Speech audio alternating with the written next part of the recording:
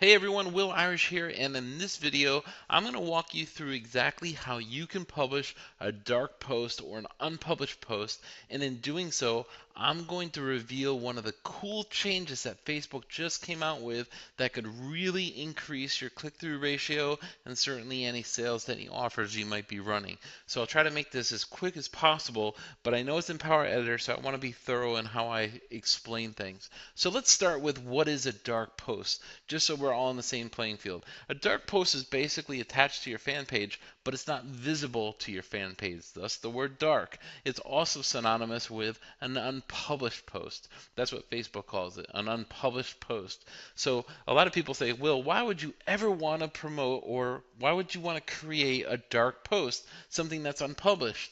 And the answer is varied, but for the most part, the biggest reason why is oftentimes you just don't want to over advertise to your fans. You don't want that advertising fatigue to kick in for all of your loyal subscribers and fans. And doing a dark post allows you to basically advertise in whatever advertisement that you're doing off your fan page and send people that are future prospects to other offers and other websites, and it allows you just to repeat offers without again creating that advertising fatigue to your current fans. So that's one of the primary reasons people do it. Now, I'm in Power Editor, which is where you need to do it, and I want to show you exactly how you can use this.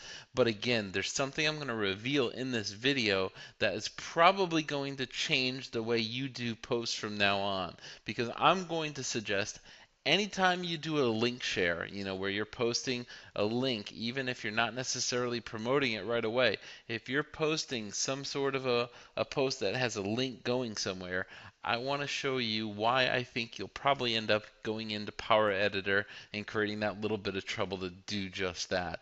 I know that's probably foreign to you right now, but here, allow me to present my case. So, first thing I want you to do, obviously, once you're in Power Editor, it's a Chrome extension, you have to be in Chrome, is go ahead and select Manage Pages. If you don't manage the page, you can't create this post, so you have to be a page manager to create a dark post. So once you're there, you select the page that you want to go ahead and attach this to. So I'm on 434 Social, and now I just need to go ahead and hit Create Post. Now what happened here is I've just opened a dialog to create an unpublished post. As you can see, this is that dark post, and there's several different types of posts that you can do. You can do a link, you can do photo, a video, a status, or an offer. You can do any of these as an unpublished post. And what I'll do is I'll walk you through the form, and I'll show you each one of these as we fill it in for one of the ads that I'm going to run. And along the way, I'll show you that cool new feature that Facebook just really rolled in over the past few days. So I have a little text document here. The first thing I'm going to do is grab my URL. This is the obvious destination URL that I want my link to go to. So when people click on my advertisement, this is the link I would want them to go see. This is my 22 Social page for subscription. So I want to go ahead and make sure that that's in there. Next, we have our post text. Now take a look at this. Just like a post in your fan page, you can have an awful lot of text in there. If you think about from an ad manager perspective, you can only fit a few characters in what they allow you to do in ad manager. But for a post here, we can actually fit all of those characters in, and you can see that we can expand it out. You see just how much information you can include. Now, there will probably be about 6 or 7 lines, and then you'll get the little see more drop down, but that's fine. I want to educate along with the advertisement. Now, here is where that cool feature really comes into play. Now, I can see you reading it already, but let me explain why this is so important. I hope I have your attention because this is why it counts. Now, most of you that have promoted posts, even ones that you put through your main fan page, not through Power Editor, let's say you just went ahead and uploaded a post and you wanted to promote that post, many of you have suffered from the click-through rate being a little bit skewed. Here's what I mean. If you're trying to send people a link over to a website and you're doing a link share, with a nice photo in there, oftentimes what you will do is you'll do a cost per click, a cost per click. So you only pay when people click on your ad. And when they click on your ad, they of course would what? go over to your offer page. That's the way it's set up. But we all know that's not always what happens.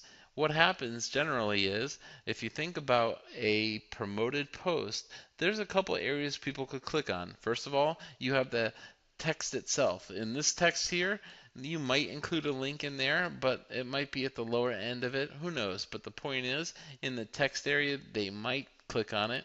The second point is the picture itself, which is the largest part of your link share.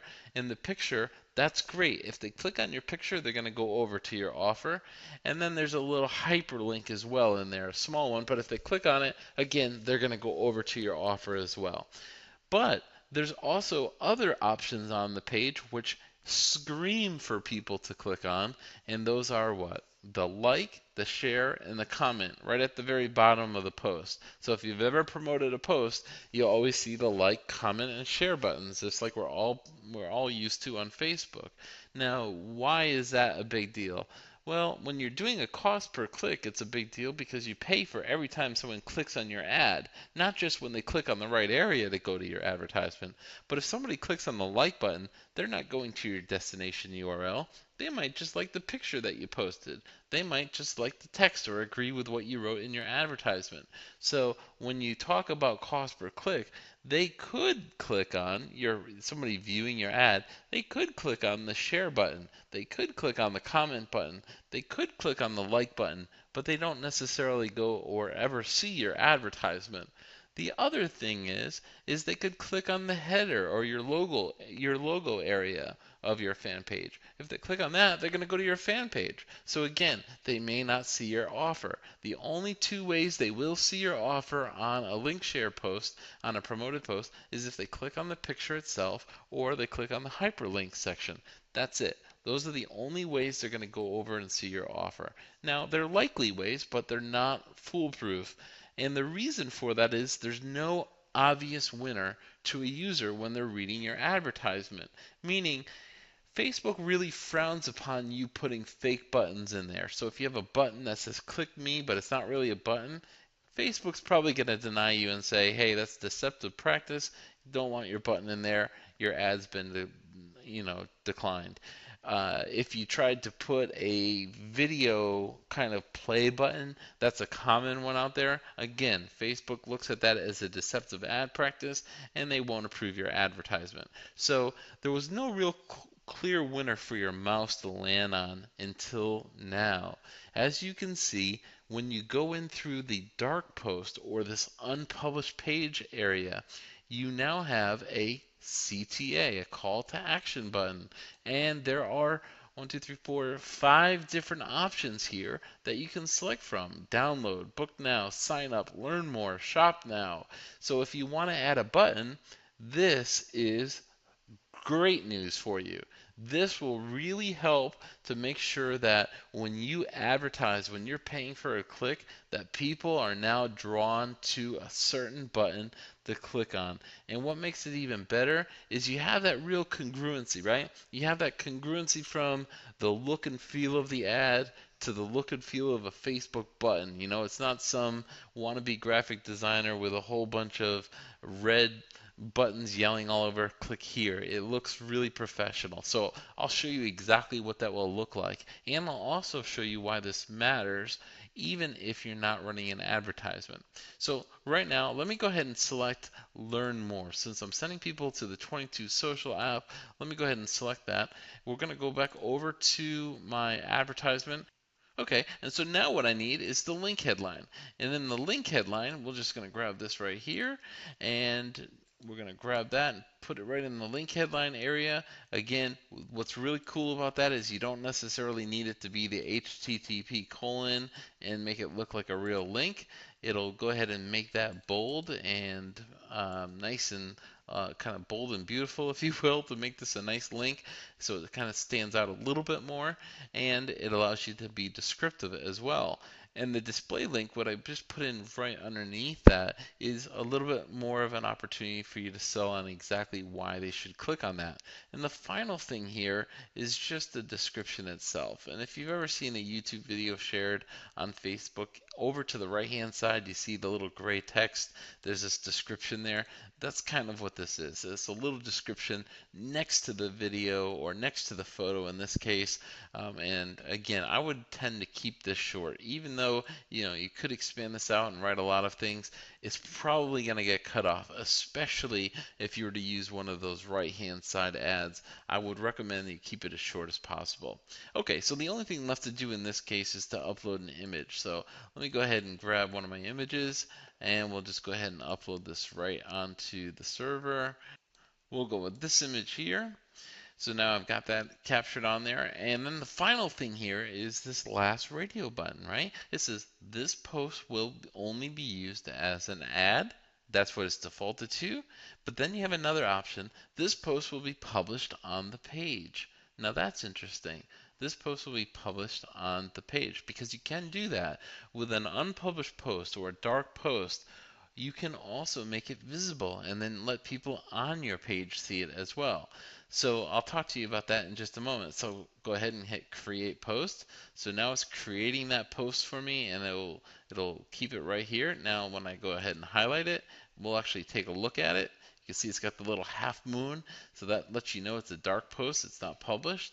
And this is exactly what it looks like. So you can see my logo, it's got the name of the fan page, and you can see the see more to drop down to get more of the text. You see the great image, and then look at this. Isn't this great? So this is your link here, and this is the little link description. You have your like, your comment, and your share button, but now you have a clear winner in my book on exactly where you should be clicking on, and it's built right into your image. I love it. It looks phenomenal. It looks professional. It looks very clean, and again, it's just a clear winner for your mouse magnet. So it makes you want to click on that area and learn more. I mean, that's a great call to action. That's something that has very positive connotation, and who doesn't want to learn more, especially about my amazing offers. So when you think about this, why you would do this, this makes a lot of sense in terms of making sure that your ads not only get clicked, but clicked in the right area. Because you can click on the like button, you can click on the comment, that'll cost you. So Facebook does win there, but they might not end up at your destination. Hopefully what they'll do is they'll click right on your call to action and you'll be in good shape.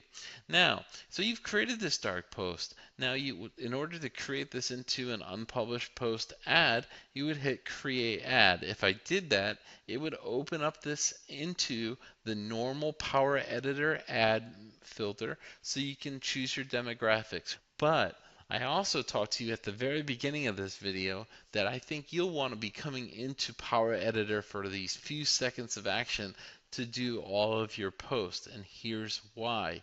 Because if you just go right up here right now, as I mentioned a moment ago, you can hit publish post and make this visible. So right now, if you go over to 434 social, you can see there's nothing posted there.